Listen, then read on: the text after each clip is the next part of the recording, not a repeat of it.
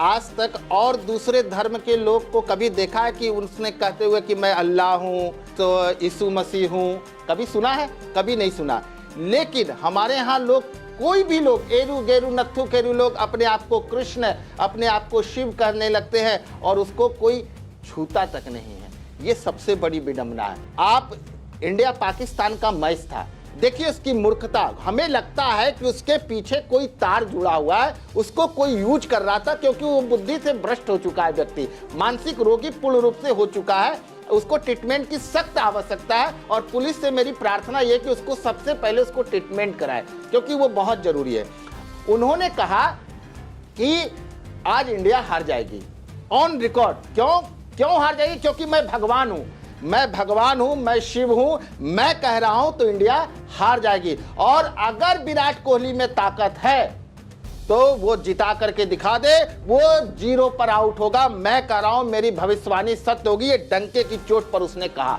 मैं जहां गया तो वहां के लोगों, बच्चे आकर के कहे कि महाराज जी कोई IIT बाबा है, उसने तो भविष्यवाणी किया कि ये हार जाएगा इंडिया। सबका चेहरा, मतलब जो देखने भी गए ना, उनका भी चेहरा जो है डाउन की भाई IIT बाबा आज इतने प्रचलित हैं, अपने आप को शिव करें, दुनिया इनको दिखा रही है, तो हो सकता है इनको भविष्य का ज्ञान हो, जबकि ज्योतिष का जब ही उनको नहीं पता है। ये उटक्कर पिछू था।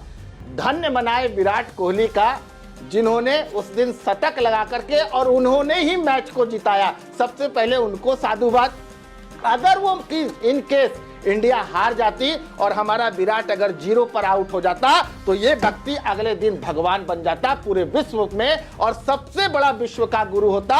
और ये व्यक्ति को इतनी फंडिंग आती और फिर ये सनातन धर्म का ऐसा बेड़ा गर्क करता जो कभी भी उसकी भरपाई नहीं हो सकती थी। इसलिए हमने आशंका जताई कि आप वीडियो सुनेंगे तो हमने उनसे पूछा कि तुम इस तरह का काम क्यों कर रहे हो, सनातन को बदनाम क्यों कर रहे हो? कहीं तुम्हारा तार कहीं से तो और नहीं जुड़ा हुआ है, तुम्हें कोई फंडिंग तो नहीं कर रहा है, कहीं तुम्हारा पाकिस्तान से तो तार नहीं जुड़ा हुआ है। वो बात आज जो है उसकी जितनी अकाउंट है और उसका जो मोबाइल है उसको भी चेक होना चाहिए, उसकी कॉल डिटेल भी निकालना चाहिए कि इसके संपर्क में कौन कौन था। क्यों?